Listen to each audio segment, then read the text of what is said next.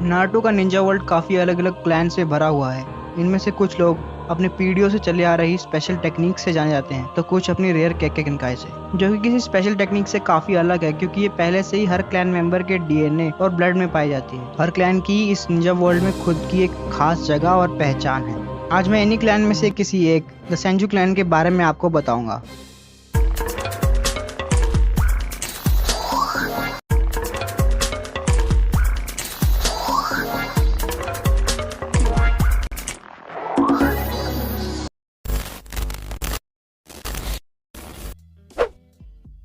Senju clan कुछ सबसे ताकतवर क्लैन में से एक है। इस क्लैन को बाकी सभी शिनोबी क्लैन्स काफी इज्जत और सम्मान से देखते हैं, शायद क्योंकि सेंजूज ने ही अपने मेन राइवल क्लैन के साथ मिलकर कोनोहागाकुरे की नींव रखी थी। इस क्लैन के सिंबल की बात करें तो इसे एक वज्र से रिप्रेजेंट किया गया है। एक वज्र जो कि हिंदू माइथोलॉजी में लॉर्ड इंद्र का एक बहुत इंपॉर्टेंट और पावरफुल वेपन रहा है, जिसे उन्होंने एक बार बाल हनुमान को सूरज को खाने से रोकने के लिए यूज किया था। और बुद्धिज्म में यह सिंबल एंडलेस क्रिएटिविटी और स्किल्स को दर्शाता है।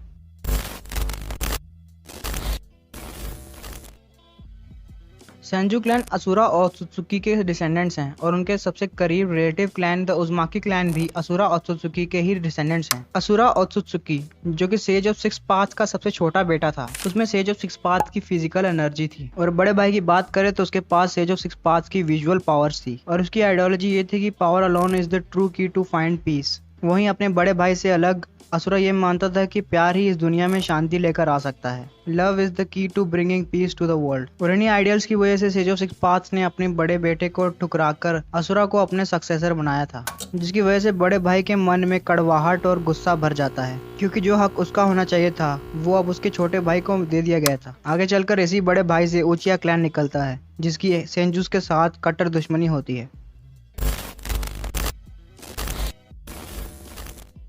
इस समय को वॉरिंग स्टेट्स पीरियड भी कहा जाता है। ये वो समय था जब कंट्रीज एक दूसरे की ज़मीन और रिसोर्सेज को पाने के लिए लड़ रही थी, और आपस में लड़ने के लिए हर कंट्री से एक शिनोबी क्लैन को हायर करती थी, जिसकी बोली जितनी ज़्यादा होती थी क्लैन्स की वफादारी उन्हीं की तरफ होती थी।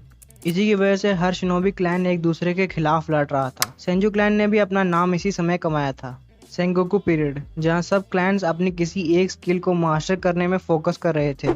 वहीं सेंजू क्लैन निंजित्सु, ताइजित्सु और गेंजित्सु तीनों में ही स्किलफुल थे, और शायद यही रीजन था कि उनके क्लैन का नाम सेंजू था, जिसका मतलब 1000 स्किल्स या फिर 1000 हैंड्स होता है। उनके क्लैन का ये नाम उनकी क्लैन की मेन खूबी को दिखाता है। सेंजू क्लैन का सबसे ज्यादा रिकॉग्नाइज्ड और स्ट्रॉन्गेस्ट मेंबर हाशिरामा सेंजू था, जो कि अकेला ऐसा सेंजू था जिसके पास रेयर वुड स्टाइल एबिलिटी थी। इसी एबिलिटी की वजह से सेंजूस को उनका nickname the clan of the forest भी मिला था। हाशिरामा को ये वॉर पसंद नहीं थी। उसका सपना था कि ये वॉर खत्म हो जाए और सब शिनोबी क्लैन आपस में मिलजुल कर रहें। शायद ये रीजन था कि हाशिरामा ने अपने आर्च राइवल क्लैन उचिया की तरफ दोस्ती का हाथ बढ़ाया था, और उचिया क्लैन ने भी कुछ अड़चनों के बाद ये दोस्ती स्वीकार कर ली थी, और फिर इन्हीं दोनों क्लैन्स ने आगे चलकर कोनोहा विलेज की शुरुआत की थी। कोनोहागाकुरे एक ऐसा विलेज जहाँ सब शिनोबी मिलजुल कर पीसफुल तरीके से रह सकते थे। ऐसा पहले कभी नहीं हुआ था। इस न्यू सिस्टम से इंस्पायर होकर कई और कंट्रीज ने भी अपने खुद के हिडन शिनोबी विलेज बनाने शुरू किए, जिसकी वजह से सेंगोकू पीरियड भी खत्म हो गया। तो एक तरह से हम कह सकते हैं कि हाशिरामा का सेंगोकू पीरियड को खत्म करने में बहुत बड़ा हाथ था। अब शिनोबी वर्ल्ड में थोड़ी देर के लिए सही, बट पीस एस्टैब्लिश हो गया था।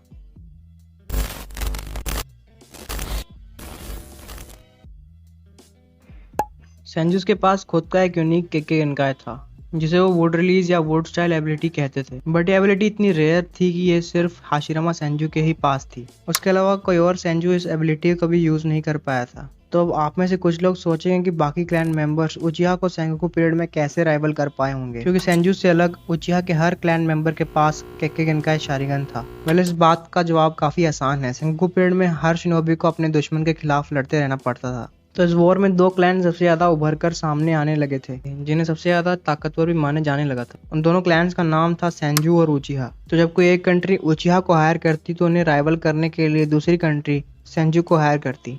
इसका रिजल्ट ये हुआ होगा कि सेंजूस को उचिहा के शारिंगन की काफी वीकनेस पता चल चुकी होंगी, बट इस बात में भी कोई डाउट नहीं है कि इन वीकनेस का पता सेंजूस को काफी ट्रायल और एरर्स के बाद ही पता चला होगा। कितने सेंजूस को अपनी लाइफ शारिंगन के सामने गंवानी पड़ी होगी और तब जाकर उन्हें शारिंगन को काउंटर करना आया होगा।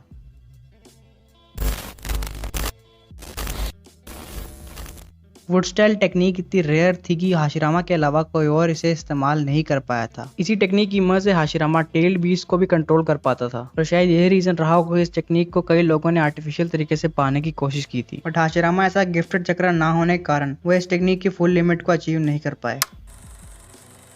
यामातो भी एक ऐसा शिनोबी था इसके पास वुड स्टाइल एबिलिटी थी। उसके पास ये एबिलिटी कैसे आई, इसका राज ओरोचिमारू के पास है। जब वो छोटा था तो ओरोचिमारू कुछ बच्चों के ऊपर एक्सपेरिमेंट कर रहा था। उस एक्सपेरिमेंट में उसने हर बच्चे की बॉडी में हाशिरामा के डीएनए इंजेक्ट किया। उसका रिजल्ट ये निकला कि एक यामातो ही ऐसा बच्चा था जो कि इस एक्सपेरिमेंट को सरवाइव कर पाया। बट अगर हाशिरामा से कंपेयर किया जाए तो यामातो की वुड रिलीज एबिलिटी काफी कमजोर थी।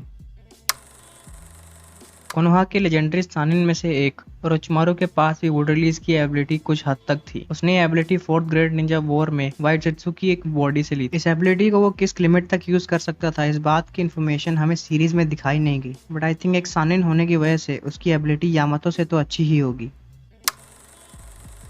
दांजो कई सालों तक कानबू रूट का लीडर रहा और उसने कई सालों तक कोनोहा विलेज को अंधेरों में रहकर ही प्रोटेक्ट किया। दांजो के पास शारिंगन और वुड रिलीज की एबिलिटी थी जो कि उसे ओरोचिमारू ने दी थी। हालांकि दांजो ने दिखाया कि वो भी वुड रिलीज का इस्तेमाल कर सकता था, बट उसने एबिलिटी का इस्तेमाल ज्यादा नहीं किया क्योंकि उसके ऊपर कंट्रोल बनाए रखना काफी मुश्किल था। उसने सिर्फ इसका इस्तेमाल अपना चक्कर और लाइफ फोर्स बढ़ाए रखने के लिए किया। काकाशी के साथ और कई लोगों को लगा कि Obito third grade Ninja war में ही मर गया था, बट रियलिटी में उसे मादारा ने बचा लिया था और उसकी आधी बॉडी को हील करने के लिए उसने हाशिरामा के सेल्स को उसकी बॉडी के साथ अटैच कर दिया था। इसी वजह से ओबितो का वुड स्टाइल की एबिलिटीज पर काफी अच्छा कंट्रोल आ गया था, जो कि हाशिरामा जितना अच्छा तो नहीं था बट कई शिनोबीज की जान लेने के लिए काफी था। मादारा एक विलन होने के बावजूद कई लोगों का फेवरेट कैरेक्टर है। हाशिरामा के साथ फाइनल बैटल के बाद जब सबको लगता है कि मादारा मर चुका है, बट वो जिंदा था और लास्ट बैटल से उसने हाशिरामा का फ्लैश काट कर अपनी बॉडी में इम्प्लांट कर लिया था, जिसकी वजह से वो अर्थ और वाटर स्टाइल को मिलाकर वुड स्टाइल यूज कर पाया, जिसे वो फोर्थ ग्रेड निंजा वॉर में अपने अपोनेंट्स के अगेंस्ट यूज करता है। बाकी सभी यूजर्स के कंपैरिजन में मादारा सबसे स्ट्रॉन्गेस्ट वुड स्टाइल यूजर था, जो कि हाशिरामा के साथ उसी की एबिलिटी यूज कर इक्वल फुट में कम्पीट कर पाया था। तो ये कहना गलत नहीं होगा कि उसकी वुड स्टाइल एबिलिटीज हाशिरामा जितनी ही अच्छी थी।